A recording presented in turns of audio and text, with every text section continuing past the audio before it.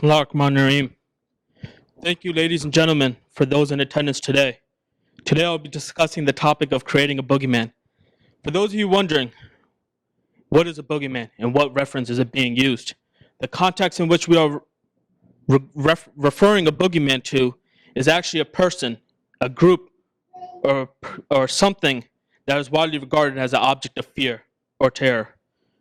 In order to paint the picture of the boogeyman, I'll provide a few notable examples we have witnessed as a boogeyman in this country's history. The first being Native Americans, whom were known and regarded as savages in the Constitution. Secondly, African Americans during or post-slavery, which is probably the most prominent case of a boogeyman, as it still exists today due to his skin color. And third, the Europeans, such as the Irish and the Italians, that were brought over as indentured servants, which was a nicer way of saying slaves. And fourth, Muslims, as is more prevalent in today's time with the war on terror, or the war on Islam. One may wonder, well, why create a boogeyman? We need to dig deep and understand what this country was built on.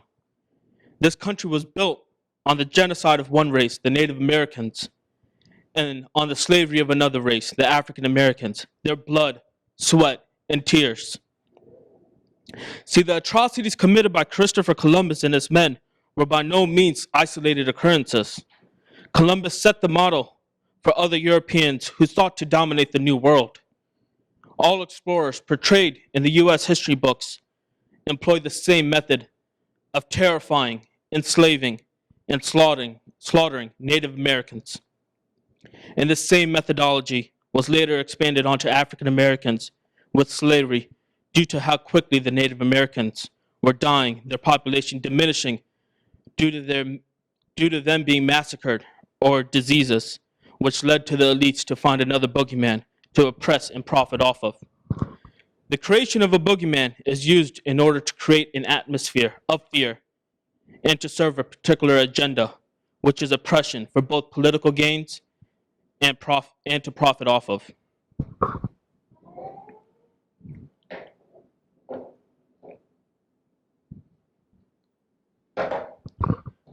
This country has a tradition of being repressive and deceptive. For example, we know the early records of the kind and generous Native Americans was soon replaced by records of them as backward savages and wild animals, who could therefore be treated as such.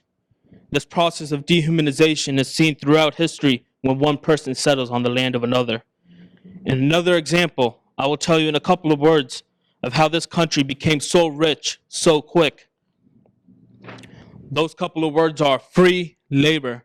That's right, free labor.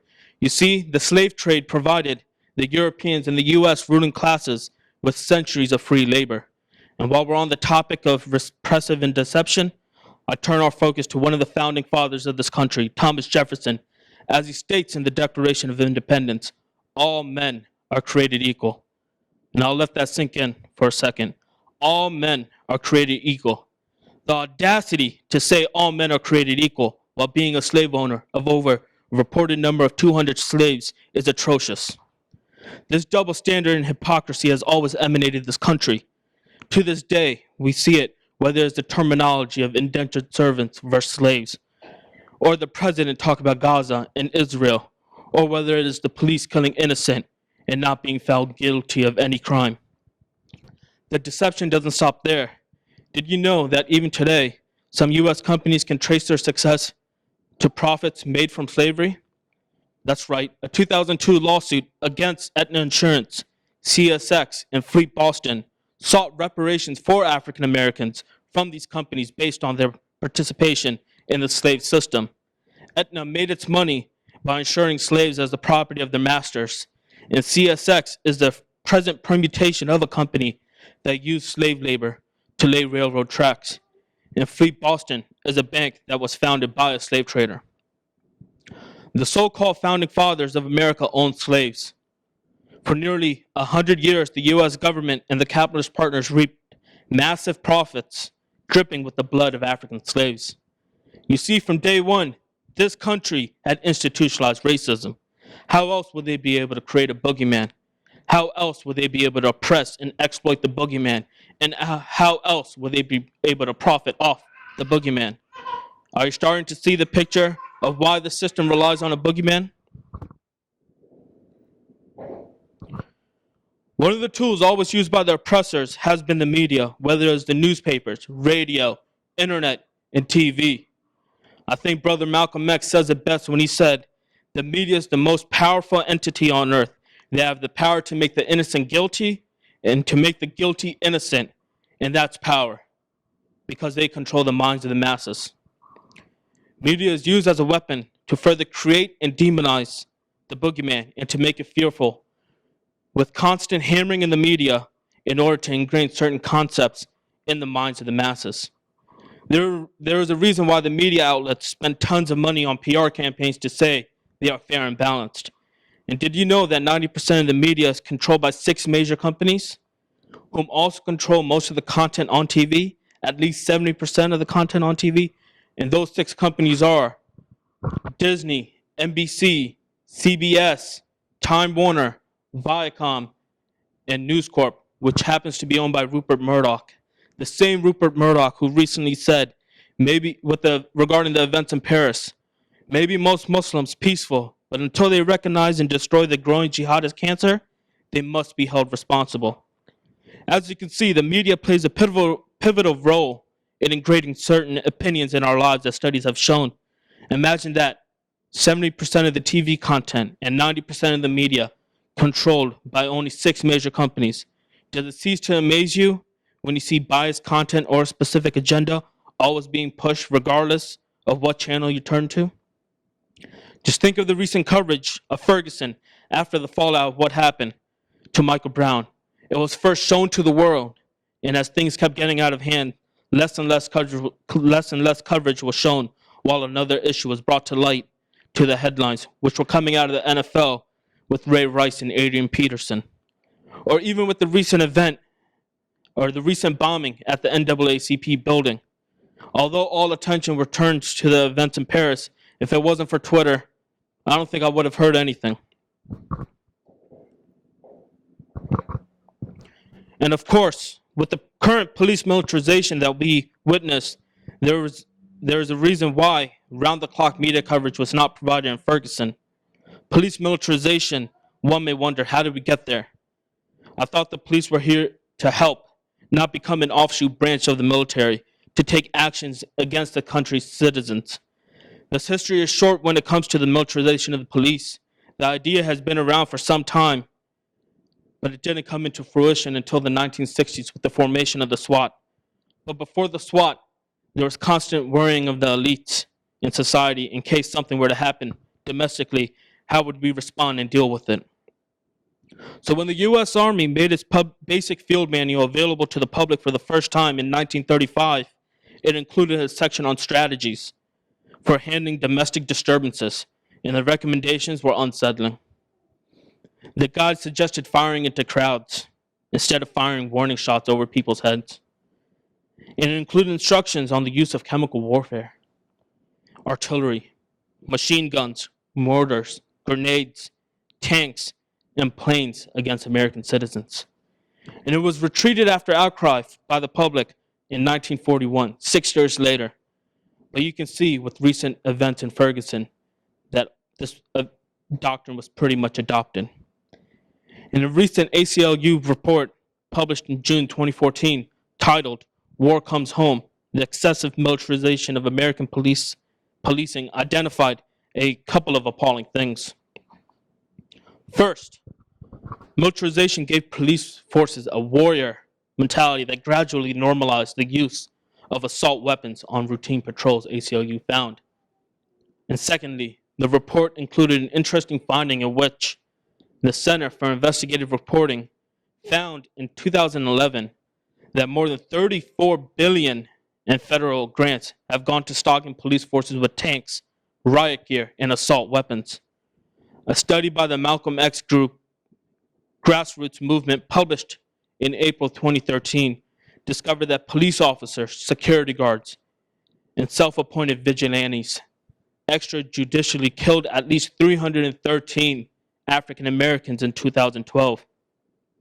That means an African American person was killed by an officer without trial every 28 hours in 1 year.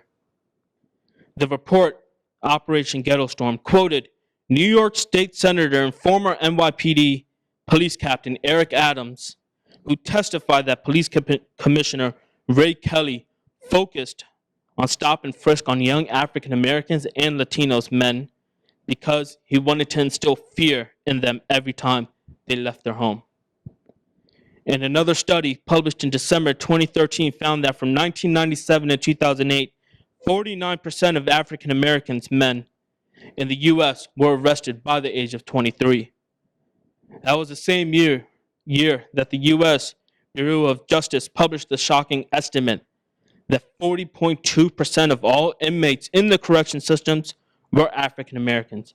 That's 846,000 inmates. That statistic meant that there were more African American men in jail than there were enslaved in 1850 before the start of the Civil War. And it's to no coincidence that African Americans make up 14% of those who use drugs, yet 36% of those arrested are African Americans, and it ends up that 63% of those finally end up in prison are African Americans. How did we come to this? The reasons are complex and deeply ingrained in America's troubling racial history. But the source of the problem is simple: widespread partnership between law enforcement, government agencies, including the Department of Justice and the Department of Defense. The quiet militarization of the police began in 1990 when Congress passed the National Defense Authorization Act, a provision of which, known as the 1033 program, allowed the Secretary of Defense to transfer to federal and state agencies personal property of the Department of Defense, including small arms and ammunition. In 1996, during the peak of the war on drugs, Congress expanded the program and incentivized active use of equipment, making it free for recipient agencies and simultaneously requiring them to use it within a year. The expansion of the 1033 program also required agencies to give preference to the transferring of equipment for counter-drug and counterterrorism activities, and it hasn't stopped there. And it's to no coincidence at the fact that African American teens are 21 times more likely to be shot dead by police than whites. The expansion of harsh policies such as the three-strike law in California and other states has led the United States to have the largest per capita prison population in the world. Not only has the prison population become larger, it has become disproportionately African Americans. Although African Americans represent 12% of the US population, they now comprise of nearly 40% of the prison population. An example of this kind of institutional racism that feeds into the cycle of cruelty and oppression. And Noam Chomsky says it well when he said, if you look at American history, the first slaves came over in 1690, and that's half a millennium. There have only been 3 or 4 decades in which African Americans have had a limited degree of freedom. Not entirely, but at least some. And since then, they have been recriminalized into a slave labor force again, and that's prison labor.